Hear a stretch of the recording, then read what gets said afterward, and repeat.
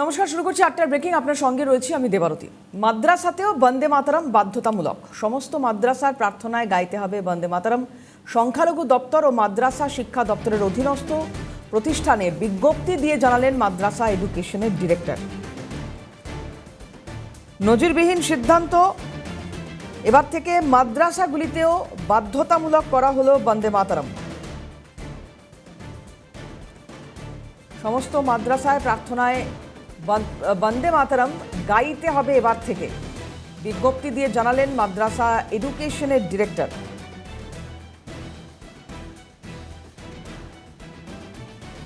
এর আগে সমস্ত স্কুলগুলিতে বন্দে মাতরম বাধ্যতামূলক করার কথা সরকারের তরফ থেকে বলা হয়েছিল, আর এবার মাদ্রাসাগুলিতেও গাইতে হবে বন্দে মাতরম। নতুন নির্দেশিকা সরকারের তরফ থেকে গতকালই এই ঘোষণা করা হয়েছে। সমস্ত মাদ্রাসায় ক্লাস শুরুর আগে এবার থেকে বন্দে মাতরম গাওয়া বাধ্যতামূলক। ওই নির্দেশিকায় বলা হয়েছে প্রতিদিন বিদ্যালয়ের প্রার্থনার সময় বন্দে মাতরম গাইতে হবে, গাওয়াটা বাধ্যতামূলক করা হয়েছে এবং এই নির্দেশ অবিলম্বে কার্যকর করার কথাও বলা হয়েছে। বিশিষ্ট শিক্ষাবিদ কামাল হোসেন আমাদের সঙ্গে রয়েছেন এই মুহূর্তে। সরাসরি চলে যাব কামাল সাহেবের কাছে। কামাল সাহেব, এই সিদ্ধান্তকে কিভাবে দেখছেন?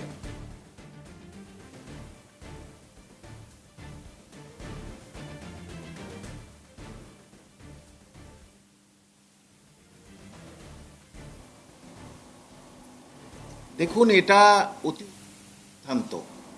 আমরা যেমন মাকে মাতৃজ্ঞানে পুজো করি, মাতৃজ্ঞানে পুজো, আবার মুসলিমরা ভাববে পুজো মানে কি, মাকে মায়ের আসনে রেখে তার আমার একটা সন্তানের সব কিছু সেখানে দেওয়াটাই সেটা হচ্ছে মাতৃজ্ঞানে পুজো। ঠিক তেমনি আমরা যে ভারতের মাটিতে জন্মগ্রহণ করেছি, এখানে বেড়ে উঠেছি, এখানে আমরা আস্তে আস্তে আমাদের সব কিছু আদর্শ কালচার সব কিছু ফ্লোরিশ করছি, সেই জায়গায় বন্দে মাতরম এই গাওয়াটার মধ্যে কোনো রকমের নেগেটিভিটি নেই বলে আমি মনে করি।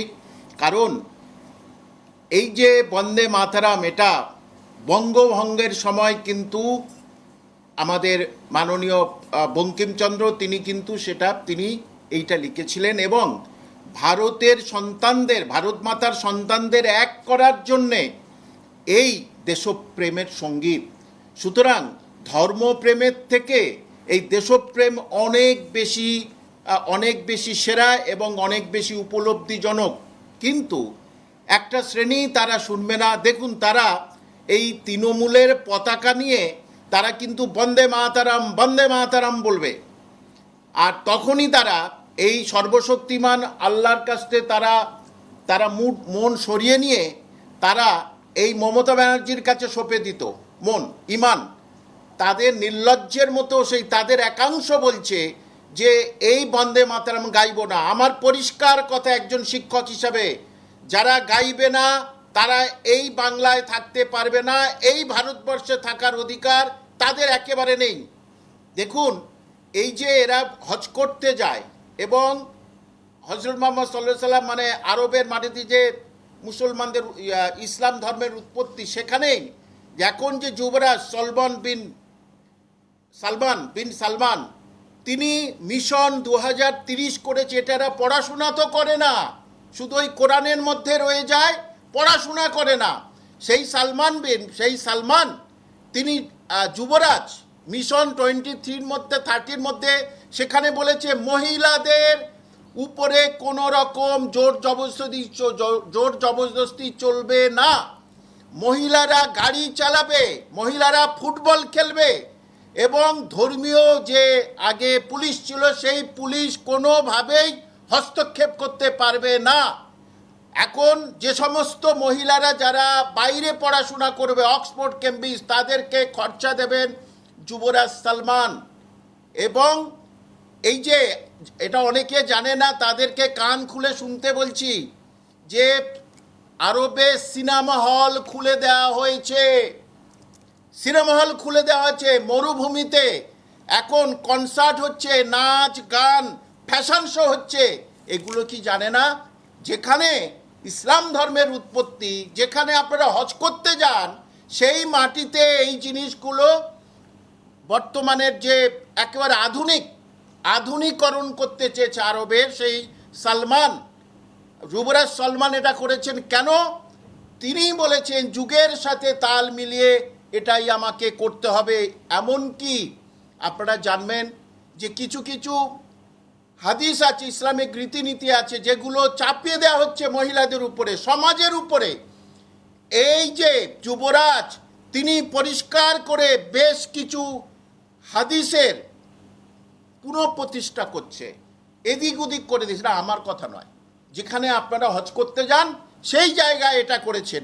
এবং লোহিত সাগরের আশেপাশে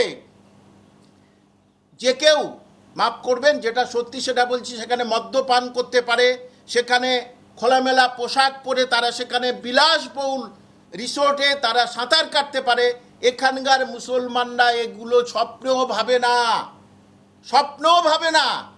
দেখুন, এই টিভি তারা দেখছে, টিভিতে তারা দেখছে, কিন্তু তারা আবার একটা সময় ছিল টিভি দেখলে এরকম হাতুড়ি মেনে ভেঙে দিত। এটাই হচ্ছে এখানকার এক শ্রেণীর মুসলমান, যাদের চোখ কান সবসময় বন্ধ থাকে, সবসময় তারা হচ্ছে বিজেপি বিদ্বেষী। কিন্তু কামাল সাহেব, এরা কারা? এদেরকে এই রকম আপনি যদি বলেন যে এরা ভুল পথে চালিত হয়েছে, তাহলে সেই ভুল পথে কারা চালিত করলো? কোরআন কত শতাংশ মুসলিম সম্প্রদায়ের মানুষ পড়েছেন বা তার থেকে সঠিক ব্যাখ্যা তারা নিজেরা বুঝতে পেরেছেন? আপনি বক্তব্য রাখার সময় একটা কথা বলছিলেন যে এর মধ্যে কোনো মানে বন্দে মাতারাম চালুর মধ্যে নেগেটিভিটি কোনো আছে বলে আমি মনে করি না। তাহলে নেগেটিভিটি আছে এটা কারা মনে করছেন?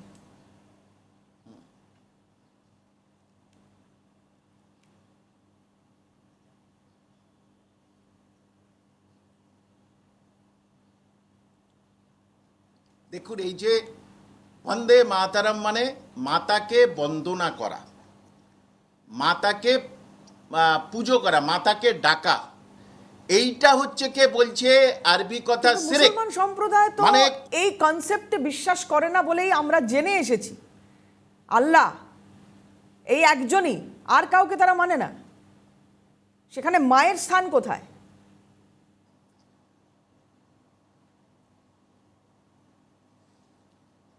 হ্যাঁ হ্যাঁ, ঠিক ঠিক। দেখুন, সেই তো যে মায়ের পবিত্র গর্ভ থেকে আমরা আলো দেখছি, পৃথিবীর আলো, সেই মাকে পুজো করব মানে সেই মাকে তো আমরা সব কিছুই বিলিয়ে দেবো, সব কিছু মায়ের জন্যে আত্মবলিদান করতে পারি। আর এটাও তো বন্দে মাতারম তো তাই। আমরা ভারত মাতার সন্তান, ভারত মাতার জন্যে আমরা সব কিছু করতে পারি, কারণ দেশ আগে, দেশের সংবিধান আগে। কিন্তু এই এক শ্রেণীর উগ্র আছে, উগ্র, তারা এই আল্লাহ খোদার কোরআন ছাড়া কিছু বোঝে না।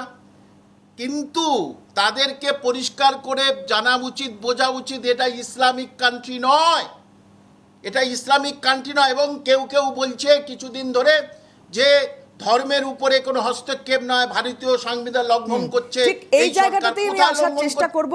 বিশিষ্ট শিক্ষাবিদ পদ্মশ্রী কাজী মাসুম আখতার রয়েছেন আমাদের সঙ্গে। কাজী সাহেব, যেটা কামাল হোসেন সাহেব খুব সুন্দর করে বলছিলেন, কাজী সাহেব আমি আপনার কাছে যেটা জানতে চাইবো, ঠিক এই জায়গায় যে ব্যক্তি স্বাধীনতা এবং ধর্মীয় অধিকার ক্ষুণ্ণ হওয়ার কথা অনেকে বলছেন, আপনার কি মত? আমি প্রথমে শুভেচ্ছা জানাচ্ছি সিএন কে, শুভেচ্ছা জানাচ্ছি পশ্চিমবঙ্গের নতুন নির্বাচিত সরকারকে, শুভেন্দু অধিকারীজি সরকারকে। অনেক রক্ত ঝরানোর গল্প, রক্তের উপত্যকা পেরিয়ে আজকের এই সিদ্ধান্ত, এই ঘোষণা। কার কি হয়েছে জানি না, আমার মনটা ভারাক্রান্ত, আনন্দে ভারাক্রান্ত বলতে পারেন। আনন্দে সুখেও কেঁদে ওঠে মন বলে একটা কথা আছে না, ঠিক তাই। কি অবাক ঘটনা বলুন তো। ডাইরেক্টর অফ মাদ্রাসা এডুকেশন এই অর্ডারটা করেছে সরকারের নির্দেশ অনুযায়ী। মাদ্রাসা বোর্ড এটা মেনে নিতে বাধ্য। আমি জানি বাকি স্কুলগুলো, মাদ্রাসাগুলো মেনে নিতে বাধ্য, কিন্তু এই ডিরেক্টর অফ মাদ্রাসা এডুকেশন আমার বিরুদ্ধে কি কি কঠিন পদক্ষেপ নেওয়া যায়, কি করে সর্বশান্ত করা যায়, এই মাদ্রাসা বড়দিক তাই চেষ্টা করেছিল, না হলে অপরাধীদের শাস্তি হতো না বলুন। কারণ সরকারের নির্দেশিকা ছিল কোনোভাবে মৌলবাদীদের বিরুদ্ধে পদক্ষেপ নেওয়া যাবে না। হ্যাঁ, জাতীয় সঙ্গীত গাওয়াতে গিয়ে তো রক্তাক্ত হয়ে মৃত্যু মুখে পড়েছিলাম, কোমায় পড়েছিলাম এই কাজী মাসুম আক্তার। তারপর 2016 সালে 15 সালের ঘটনা এটা। 2016 সালে পশ্চিমবঙ্গ সরকার আমার ঘটনাটা উদ্ধৃত করে, এটা টাইমস অফ ইন্ডিয়া সহ সমস্ত খবর কাছে বেরিয়েছে, প্রত্যেক স্কুলে জাতীয় সঙ্গীত গাইতে বলা হয়েছিল, কিন্তু মাদ্রাসা তো নয়। আমি সুনির্দিষ্ট দাবি করেছিলাম সরকারি মাদ্রাসা, সরকার পোষিত মাদ্রাসা, সরকার অনুমোদিত মাদ্রাসায় কেন নয়? ঠিক তখনই দেখা গেল যোগী সরকার উত্তরপ্রদেশে স্কুল এবং মাদ্রাসায় জাতীয় সঙ্গীত গাওয়া বাধ্যতামূলক করেছে। আজকে কি দেখছি? আজকে শুধু জাতীয় সঙ্গীত নয়, রাষ্ট্রীয় গান সেটাকেও বাধ্যতামূলক করলো। হ্যাটস অফ শুভেন্দু অধিকারীজি, রক্তের ঋণ শোধ হলো, রক্তের ঋণ শোধ হলো।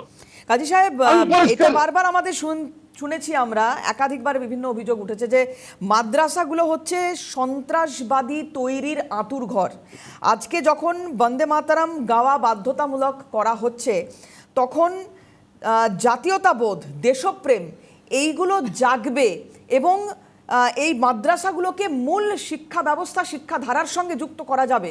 এটা কি আপনারা বিশ্বাস করেন, মনে করেন, বা এই আশা আমরা রাখতে পারি? আপনি পরিষ্কার করে কয়েকটা কথা শুনুন, আমি গোল গোল কথা বলি না, কয়েকটা পরিষ্কার কথা বলছি শুনুন। ভারতের সংবিধানে 28 ধারা, 28-1, 28-2, 28-3, সেখান থেকে সংবিধানের 25 ধারা, এখানে ধর্মীয় স্বাধীনতার কথা বলা আছে। সত্য যে ধর্মীয় স্বাধীনতা, ভারতের ধর্মনিরপেক্ষতার যে আদর্শ, তাকে প্রতিপালন করা। আর একটা কথা বলা আছে যে কোনোভাবেই কোনো কিছু চাপিয়ে দেওয়া যাবে না যাতে ধর্মে আঘাত পেতে পারে। আমি পরিষ্কার করে এই ধারাগুলোকে মাথায় রেখে বলছি, এই ধারাগুলোকে মাথায় রেখে 1986 সালে কেরলে একটা মামলা হয়েছিল, ইমানুয়েল ভার্সেস কেরল সরকার। তাতে সুপ্রিম কোর্ট রায় দিয়েছিল ধর্মীয় ভাবাবেগে আঘাত দেওয়া যাবে না। খুব ঠান্ডা কথা বুঝুন। আমার সুনির্দিষ্ট প্রশ্ন ভারতবাসীর কাছে, পশ্চিমবঙ্গবাসীর কাছে, যারা স্কুলের সাথে যুক্ত, যারা মাদ্রাসাদের সাথে যুক্ত, যারা মিশনারির সাথে যুক্ত, তাদেরকে ভারতের জাতীয় সঙ্গীত, ভারতের রাষ্ট্রীয় গান বন্দে মাতরম, এটা ধর্মীয় সঙ্গীত হয় কি করে? দেশকে ভালোবাসার কথা বলে ধর্মীয় সঙ্গীত হবে? দেশটা কোন ধর্মের? যারা দেশকে পছন্দ করতে পারছে না, বেরিয়ে যাক ভারতবর্ষ থেকে। শুধু মাদ্রাসা থেকে নয়, শুধু স্কুল থেকে নয়, বেরিয়ে যাক ভারতবর্ষ থেকে। ভারতবর্ষ থেকে তাদের কোনো অধিকার নেই। সংবিধান কি বলেছে মানলাম, কি করে ভারতের জাতীয় সঙ্গীতকে, ভারতীয় রাষ্ট্রীয় গানকে ধর্মের সাথে যুক্ত করতে পারে? ভারত ভাগ্য বিধাতা চলবে না, কারা বলে কথা? আর যেখানে ইসলামের প্রশ্ন, মনে পড়ে নবী মক্কায়, তার পৃথিবী মক্কা, সীমাহীন অত্যাচারিত হয়েছিলেন। হযরত মুহাম্মদ সীমাহীন অত্যাচারিত হয়েছিলেন। অত্যাচারিত হয়ে তিনি মক্কা থেকে মদিনায় চলে গিয়েছিলেন। তিনি স্বপ্ন দেখেছিলেন, তিনি আল্লাহর কাছে প্রার্থনা করেছিলেন, আমি আমার পৃথিবী মক্কায় ফিরে যাব। আবার তিনি মদিনা থেকে যুদ্ধ করে মক্কায় এসে মক্কাকে কেন্দ্র করে বিশাল এক ইসলামিক সাম্রাজ্য গড়ে তুলেছিলেন। অর্থাৎ তিনি নিজের জন্মস্থানকে শ্রদ্ধা করেছিলেন। হ্যাঁ, মক্কা তার জন্মস্থান, নবী রেখে দিয়ে গেছে। আমরা ভারতের মুসলমান নাকি নবীর ঊর্ধ্বে? নবীরা বলো, নবীর চেয়েও বলো আমরা। এটা কুসংস্কার, এটা অন্ধত্ব। কিছু রাজনৈতিক বেনিয়ম মুসলমানদের মস্তিষ্ককে কিনে দিয়েছে, বন্ধ দিয়েছে। তারা মানুষের মধ্যে ভেদাভেদ তৈরি করছে। আমি পরিষ্কার করে তোমাদের এই চ্যানেলের মাধ্যমে শুভেন্দু অধিকারীজিকে শোনাতে চাই, আপনাকে কুর্নিশ চালাচ্ছি। আমি আবার বলছি, রক্তে ঋণ শোধ করছে এই পশ্চিমবঙ্গ সরকার, কিন্তু আমার করজোড়ে বিনতি, আর একটা কাজ করতে হবে। মিশনারি স্কুল মূলত যেগুলো সরকারি এডেড নয়, কিন্তু ডিএ পায়, ডিএ গেটিং মিশনারি স্কুল, অন্তত সেখানে জাতীয় সঙ্গীত গাওয়া, জাতীয় গান গাওয়া বাধ্যতামূলক করুন। পরিষ্কার বলছি, ওরা জাতীয় সঙ্গীত কাকে বলে তাই জানে না। আমার ছেলে লা মাটিরিয়াল ফর ভয়েসে পড়াশোনা করেছে, লা মাটিরিয়াল ফর ভয়েস। জাতীয় সঙ্গীত হয় না ওখানে, জাতীয় গান তো দূরের কথা, ওখানেও চালু করতে হবে। তোমাদের ধর্মীয় আইডেন্টিটি রাখো, কিন্তু দেশ আগে, সবার আগে। একদম তাকে তাই। মর্যাদা দেশ দাও। সবার আগে, এবং সেই ভাবনা থেকেই যা যা সিদ্ধান্ত নতুন এই রাজ্য সরকার নেবে তাকে অবশ্যই স্বাগত জানাবেন সমাজের সমস্ত স্তরের মানুষ। এটাই শিক্ষা, এটাই রুচি, এটাই দেশের প্রতি ভালোবাসা হওয়া উচিত। আমাদের সঙ্গে দুই অতিথি থাকবেন, আমি দুজনকেই থাকার অনুরোধ। ফিরে এলাম বিরতির পর। এই মুহূর্তে যে বিষয় নিয়ে কথা বলছি, বন্দে মাতরম বাধ্যতামূলক করা মাদ্রাসায় কিভাবে দেখছেন আমাদের অতিথিরা। কামাল হোসেন সাহেব রয়েছেন, কাজী মাসুম আক্তার সাহেব রয়েছেন। আমি কামাল হোসেন সাহেবের কাছে আরেকবার একটু যাওয়ার চেষ্টা করব যে জাতীয় ঐক্য প্রতিষ্ঠার জন্য এই পদক্ষেপকে সাধুবাদ হয়তো প্রত্যেকেই জানাবেন যারা সত্যি দেশ মায়ের পুজো করেন। এর পাশাপাশি শিক্ষার মানোন্নয়ন সেটা কিভাবে হয় বা সেটার কতটা প্রয়োজন রয়েছে এক্ষেত্রে, বা সেই বিষয়ে আশা কি আমরা রাজ্য সরকারের কাছ থেকে করব?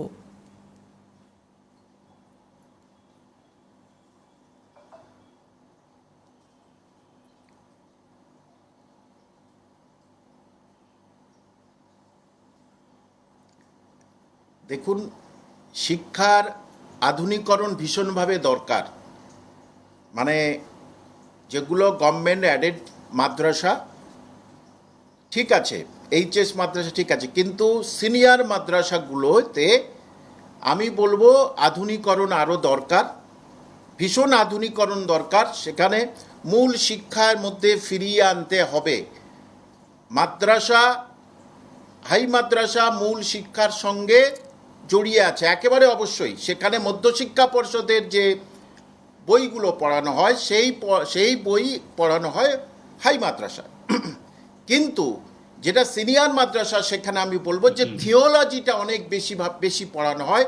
সেখানেই দেখুন, ধর্মশিক্ষা সে বাড়িতে পড়তে পারবে, যে কোনো ধর্মশিক্ষা তার বাড়িতে সে পড়াশোনা করুক, কোনো অসুবিধা নেই।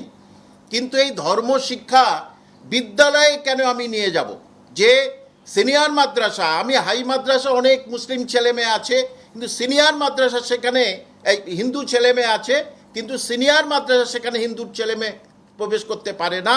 অর্থাৎ এখানে ধর্মতত্ত্বটা বেশি ব্যবহার করা হয়, সেই তুলনায় বাংলা, ইতিহাস, ভূগোলের প্রবণতা কম। সুতরাং আধুনিক শিক্ষাটা নিয়ে আসতে হবে, এবং এই আধুনিক শিক্ষা যারা বিপক্ষে যাবে, আমি মাননীয় মুখ্যমন্ত্রীকে বলবো তাদের অনুদান বন্ধ করে দিতে।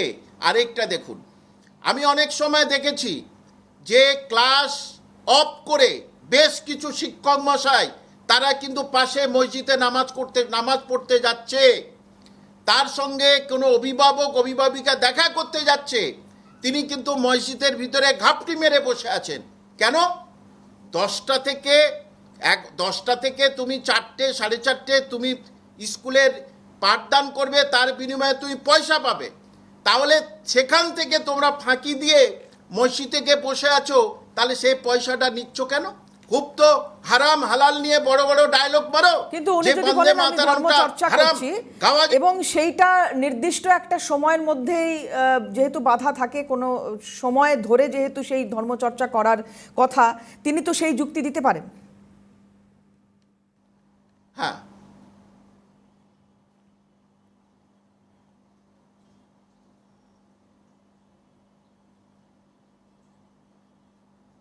দেখুন, স্কুল হচ্ছে কি আমার কর্মজীবন আর আমার ব্যক্তি জীবন সম্পূর্ণ আলাদা একেবারেই।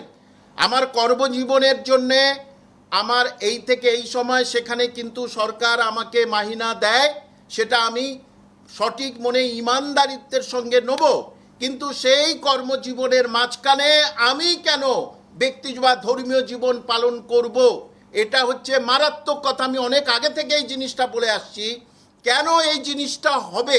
সেখানে সেই সময়টা বা ছাত্রছাত্রীদের আরেকটা আমরা মোটিভেশনাল ক্লাস নিতে পারি, ছাত্রছাত্রীদের জ্ঞানমূলক কিছু আলোচনা করতে পারি। কিন্তু এমন কিছু মাদ্রাসা আছে, আমি পরিষ্কার বলছি, যেখানে না জোর জবরদস্তি করা হয়, এই তুমি মসজিদে চলো, তুমি নামাজ পড়তে চলো। বিশেষ করে শুক্রবারের কথা আমি বলছি, এবং এইটা আগের মুখ্যমন্ত্রী মমতা ব্যানার্জি সবার মাথার ভিতরে ঢুকিয়ে দিয়েছে, আমার রাজ্যে তুমি জঙ্গলরাজ করো, আমার রাজ্যে তুমি যা খুশি করো, ধর্ম পালন করো বেশি বেশি করে, কিন্তু তোমরা মানে অন্য কোনো সরকারকে নিয়ে আসবে না, আমি এখানে থাকবো। আমি কামাল সাহেব আপনাকে একটু বিরত করি, আমি কাজী সাহেবের কাছে আরেকবার একটু যাওয়ার চেষ্টা করব। মাদ্রাসাগুলোতে কি ধরনের পড়াশোনা হয় সেগুলো নিয়ে এর আগেও কথা হয়েছে, এবং এই যে নতুন পদক্ষেপ, এই পদক্ষেপ থেকে শিক্ষা ব্যবস্থাকে, মাদ্রাসা শিক্ষা ব্যবস্থাকে মূলধারার শিক্ষা ব্যবস্থার সঙ্গে জোড়া যাবে কিনা, বা এই শিক্ষা ব্যবস্থায় মাদ্রাসায় যেভাবে পড়াশোনা করানো হয় তাতে সরকারের নিয়ন্ত্রণ থাকা উচিত কিনা, কি মনে করেন কাজী সাহেব? দেখুন, বিগত 20 বছর ধরে এই ইস্যুতে গলায় রক্ত তুলেছি। 20 বছর ধরে, আজকে নয়। যে নির্দেশিকাটা করা হয়েছে বন্দে মাতরমের উপরে, হ্যাঁ, 150 বছর তাকে মর্যাদা জানিয়ে গোটা দেশব্যাপী উদযাপন হয়েছে। আমি একাধিক সভা সমিতি দেখেছি গোটা পশ্চিমবঙ্গে বন্দে মাতরমের 150 বছর এই বাংলার মাটিতে বঙ্কিমচন্দ্রের চুচুড়াতে তৈরি। আমাদের গর্ব, আমাদের আমাদের মর্যাদা, এটা অস্মিতা আমাদের। যে মাদ্রাসাগুলোর কথা বলা হয়েছে, অনেকে গুলিয়ে ফেলছে। সেই মাদ্রাসাগুলো কোনটা? এক হচ্ছে হাই মাদ্রাসা, যেখানে কমপ্লিটলি মডার্ন কারিকুলাম আছে, শুধু আরবিকটা অতিরিক্ত, বাকি সব স্কুলেও যা মাদ্রাসাতে তা। সেই সংখ্যা কটা? 614টা। এরা তৈরি করেছিল কারা? বাম আমলে হয়েছিল। তৃণমূল আমলে কটা হাই মাদ্রাসা, সরকারি মাদ্রাসা, আধুনিক মাদ্রাসা তৈরি হয়েছে? একটাও নয়, জিরো জিরো। অথচ 15 বছর ধরে মুসলমানদের মসিয়া। কি নির্লজ্জ একটা জনজাতি ভাবনা। এই মাদ্রাসার কথা বলছি। এই মাদ্রাসার কারিকুলাম পরিষ্কার, একেবারে আধুনিক। অনুগ্রাম হাই মাদ্রাসা বলে একটা মাদ্রাসার নাম বলছি, এরকম অজস্র আছে। একটা উদাহরণ দিচ্ছি, সেখানে 65% ছাত্র হচ্ছে হিন্দু, ধর্মী হিন্দু। প্রায় 2500 ছাত্র, তার 65% হচ্ছে হিন্দু সম্প্রদায়। এত উন্নত পড়াশোনার মান। এবং গোটা পশ্চিমবঙ্গে যত হাই মাদ্রাসার অধ্যাপকরা, শিক্ষকরা আছেন, তার অর্ধেকের মতো হিন্দু সম্প্রদায়ের মানুষ আর কি। যত শিক্ষক আছে বলছি, তারা মাদ্রাসা সার্ভিস কমিশনের মাধ্যমে নিযুক্ত হয়। আর একটা সিনিয়র মাদ্রাসা আছে, এই হায়ার সাথে সিনিয়র দুটো মিলিয়ে 14। আর একটা হচ্ছে এমএসকে প্রায় 500 মতো আছে, যেটা একটা অনুদান পায়। আর একটা হচ্ছে অনুদানহীন অথচ অনুমোদিত, সেই মাদ্রাসার সংখ্যা হচ্ছে। সময় শেষ। কাজী সাহেব এবং কামাল সাহেব দুজনকেই ধন্যবাদ জানাবো। শিক্ষাঙ্গনে দেশপ্রেম শেখানোর সবচেয়ে কার্যকরী উপায় যদি এটা হয়, তাহলে অবশ্যই একে স্বাগত জানানো উচিত প্রত্যেক স্তরের মানুষের, সমাজের। সেখানে ধর্ম দেখার কথা নয়। আপাতত এখানেই শেষ করছি 8টার ব্রেকিং। অন্যান্য খবরের জন্য নজর থাকুক সিএনএ।